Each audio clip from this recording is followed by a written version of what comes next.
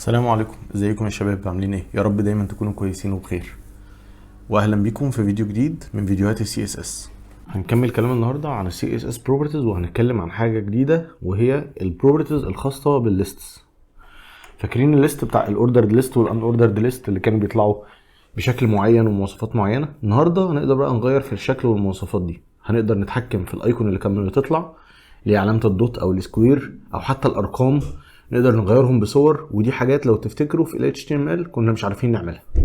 النهارده ان شاء الله هنحاول نعمل حاجه زي كده عن طريق ان احنا نعرف حاجتين جداد اللي هما list style type و list style image.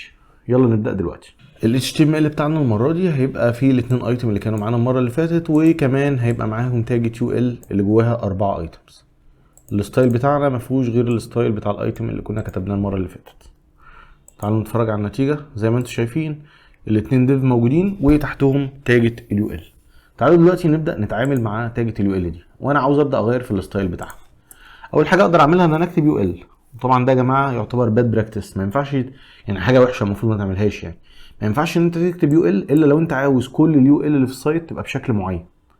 انما في الحاله بتاعتنا احنا عاوزين اليو ال دي بس، يبقى المفروض اديها كلاس او اي دي. فمثلا هاجي اديها اي دي كده، فهقول له اي دي مثلا، وهبدا اقول له هنا في الاي دي مثلا list 1 مثلا. طيب بعدين هبدا اجي هنا في الستايل اقول له هاش list 1. كده انا عارف ان انا بدي ستايل لتاجة يو ال معينه، واللي انا هستخدمه المره دي اتريبيوت اسمه list style type. وزي ما انتم شايفين التايبس دي فيها بقى انواع كتيره جدا. تعالوا مثلا نجرب نوع زي اللور الفا اللي هو غالبا ايه ABC. زي ما انتم شايفين بدأ يظهروا بالشكل اللي احنا مستنيينه اللي هو ABCD، حتى وهي مش اوردرد ليست اصلا، يعني هي ان اوردرد ليست، وانا قدرت اخلي الستايل بتاعها يبقى بالشكل ده. طبعا عندنا بقى قيم كتيره جدا ومختلفه للموضوع ده، يعني مثلا ممكن اقول له سكوير مثلا، فبدأ يعملهم مربع زي ما انتم شايفين وهكذا. طيب افرضوا انا الحاجات دي مش عجباني خالص، مش هي اللي انا عاوز اعمله، يعني انا عاوز احط صوره، فهل اقدر اعمل ده؟ ممكن اعمله عن طريق اتريبيوت تاني اسمه list style image، وابدا اديله ايه؟ ابدا اديله اليو ار ال بتاع الصوره اللي انا عاوزها. تعالوا نختار اي صوره عندنا، وليكن مثلا ايه، فاكرين برضو لازم نرجع خطوه لورا، وبعدين images، وبعدين مثلا ناخد لوجو. شايفين ايه اللي حصل؟ بقى كل ايكون من الايكونز اللي جنبنا هي عباره عن اللوجو بتاع القناه بتاعتنا. كمان في برضو اتريبيوت مهم جدا ممكن نعرفه، وهو اسمه list style position. وفي الليست ستايل بوزيشن ده بيبقى انسايد ولا اوتسايد، يعني انت عاوز الحاجه الايكون اللي هيطلع ده يبقى جوه المساحه بتاعه الليست ولا يبقى براها. فلو قلت له انسايد بص شكلها هيبقى عامل ازاي. اتغيرت خالص، بقت كلها جوه اليو ال، ورجعت تاني للشكل الطبيعي اللي احنا كنا مستنيينه. طبعا خلي بالكم الصور هنا طالعه كبيره لان حجم الصوره نفسه كان كبير. طبعا لو كنت مدي الصوره بتاعتك مقاس مظبوط بحيث تطلع مكان الايكون ده بالظبط، كانت هتطلع بالشكل اللي احنا مستنيينه. وده كده كلامنا بالنسبه لموضوع الليست. بالنسبه بقى لموضوع التيبل، فطبعا التيبل من الحاجات المهمه جدا اللي مفيش اي موقع بيخلى منها. وزي ما انتم شايفين قدامكم مثلا الشكل اللي على اليمين ده المفروض ان هو تيبل. طبعا نتيجه للستايل اللي هو معمول فيه ما تحسش ان هو تيبل قوي، يعني تحسوا انه لا ده كانها صوره يعني، ولكن هي المفروض انها عباره عن تيبل، بس التيبل معمول له تنسيق او ستايل بشكل كبير. وطبعا يا ريت لو انت بعد ما نخلص الفيديو بتاع النهارده تحاول تعمل تيبل بالشكل ده بالستايل ده ويطلع بنفس النتيجه، وشاركني في التعليقات بانك قدرت توصل لنفس النتيجه او قابلك مشاكل، وان شاء الله نجاوب على اسئلتكم.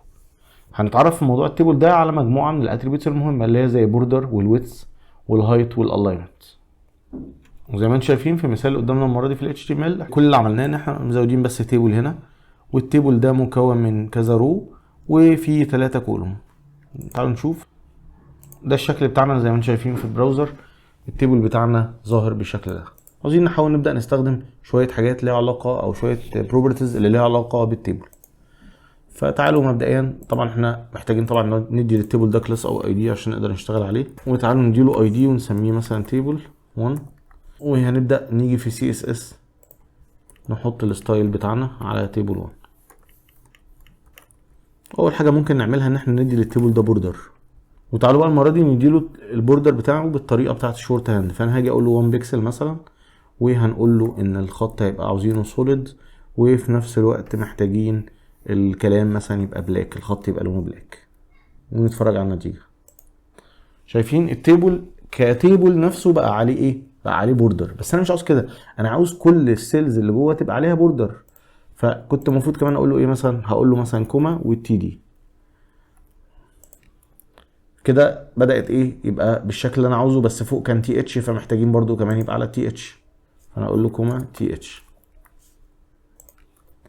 تمام كده بقى كل السيلز بتاعت التيبل بقى عليها بوردرز. طيب عندنا مشكله كبيره هنا، انا كتبت تي دي وتي اتش، هل ده معناه ان هما جوه الهاش تيبل 1 ده؟ لا، كنت المفروض اعمل كده علشان ابقى متاكد ان انا بتكلم عن التي دي والتي اتش اللي جوه التيبل 1. نفس النتيجه بس طبعا لو كان معاك تيبل تاني في الصفحه وانا في زي بالطريقه اللي انا كنت كاتبها في الاول، كان التيبل ده هيطلع شكله مش اللي انت عاوزه يعني. طيب ودي طبعا حاجات احنا خدناها قبل كده في موضوع السلكتور، واللي حاسس انه تايه في دي يرجع تاني للفيديوهات بتاعه السلكتور. كده احنا اتفرجنا على موضوع البوردر. طب تعالى كمان بقى ندي ويتس ايه للتيبل ده. بس انا طبعا ايه المره دي عاوز ادي بقى التيبل بس، يعني مش هدي السيلز كمان ويتس. فهاخد التيبل تاني اهو، واجي هقول له انا عاوز اديك ويتس بقى مثلا 200 بكسل. شايفين بدأ التيبل ايه يستجيب معايا؟ شايفين؟ طيب خليه مثلا ايه اكتر شويه، خليه 400 بكسل. تمام. طيب دلوقتي تقدر بقى تدي باك جراوند بقى كلر وتدي كلرز، يعني مثلا انا ممكن اجي اقول له مثلا تمام مثلا خلينا نيجي هنا مثلا نقول له هات لنا الكلام اللي جوه التي اتش ده كله. انا عاوز ادي ستايل مختلف للحته بتاعت التي اتش، عاوز الكلام اللي جواها. بص بقى الميزه بتاعت سي اس اس بقى اللي ما كناش بنعرف نعملها في الاتش تي ام ال. ممكن اجي اقول له انا كلر دلوقتي مثلا، واقوم قايل له مثلا بلو. بص بقوا كلهم بلو فوق، من غير ما انا اقعد بقى اغير واروح واكتب التاجت فونت وادور على انهي تاج واغير اللون. شوف، وتغيير بمنتهى البساطه، عاوز اللون ده جرين اهو، ما عملتش اي حاجه. بص شايف السلكشن بقى شكله عامل ازاي، طريقه الاختيارات بقت عامله ازاي. اقدر مثلا كمان اجي اقول له والله انا عاوز مثلا على التيبل ده اي التاجه بتاعت التي مثلا هيدر اللي جواه تي هيد جواها تي ار، ادينا للتي ار دي ايه؟ باك جراوند مثلا، باك جراوند كلر مثلا بينك. شايفين الوضع بقى مختلف تماما، الدنيا بقت اسهل بكتير. كمان انا ممكن ما اقول له فوق مثلا هنا مش عاوز البوردر على التي اتش اهو مثلا، بدات شكلها يتغير معاك. كمان تقدر تيجي تقول له مثلا انا عاوز الكلام اللي جوه التي اتش كله يبقى ايه؟ عاوزينه يبقى الالاين بتاعه تكست الاين، وهاتوا مثلا ليفت. شايفين كل الكلام اللي فوق في الهيد جه فين؟ شمال. طب لو انا عاوز اخلي التيبل بتاعي ده بقى يبقى في النص بقى، في نص الصفحه مثلا، اعمل كده ازاي؟ فخلينا نيجي نعمل مثلا كلاس اسمه سنتر كده، كلاس تاني خالص جديد، وتقول له مارجن داش ليفت اوتو، ومارجن داش رايت برضو تبقى اوتو، وناخد السنتر ده ونروح نحطه في التيبل بتاعنا. شايفين ايه اللي حصل؟ التيبل عمل ايه؟ جه في النص. لو انت جيت عملت كده وشوفنا بقى موضوع التيبل ايه اللي حصل فيه، شايفين هو من نفسه حسب المارجن والبادنج وحط التيبل في النص. طبعا هي طريقه مختلفه شويه عن ما انت كنت متوقع يعني، بس هي دي الطريقه اللي غالبا الناس بتستخدمها علشان تخلي التيبل يالاين سنتر. كمان اقدر استخدم نفس الكلاس ده تاني، وده يعني انا عملته كلاس ليه؟ لاني اقدر استخدمه اكتر من مره. اقدر مثلا استخدمه هنا على الديف ده والديف ده مثلا اهو، وبدا الديف بدا يجي معايا في النص زي ما انتم شايفين. فانا عملته كلاس لان انا ممكن استخدمه اكتر من مره. ده بالنسبه بقى لموضوع التيبل. وزي ما قلت لكم يعني دي مش كل الحاجات اللي في التيبل، في حاجات اكتر من كده بكتير، وفي حاجات تانية اسمها سودو كلاسز، ودي هنتكلم عنها قدام شويه. ودي برضو بتبقى الاكتر يعني الناس بتستخدمها كتير في موضوع التيبل، بس طبعا لسه مش هنتكلم عنها دلوقتي، هنتكلم عنها في الفيديوهات اللي جايه. انا بحاول اخد يعني البروبرتيز المختلفه، وبحاول انوع اكتر في القيم اللي بنستخدمها، بس في الاخر انت عليك عامل مهم جدا انك تجرب اكتر من كده.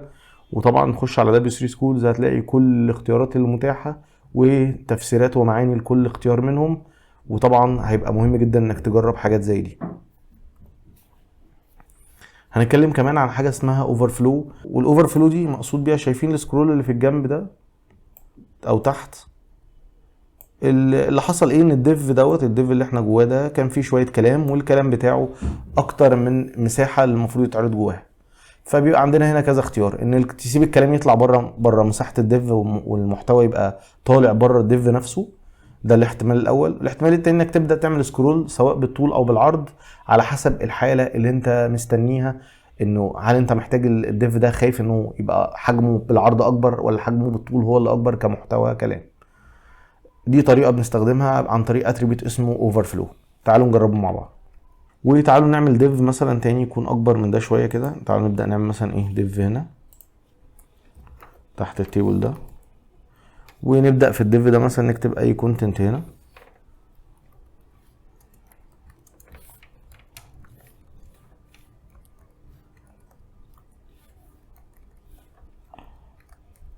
تمام، انا كده عملت كونتنت شويه، وهبدا اقول له هنا انا عاوز اديك كلاس مثلا، وتعالى نديله كلاس ايه، مثلا ديف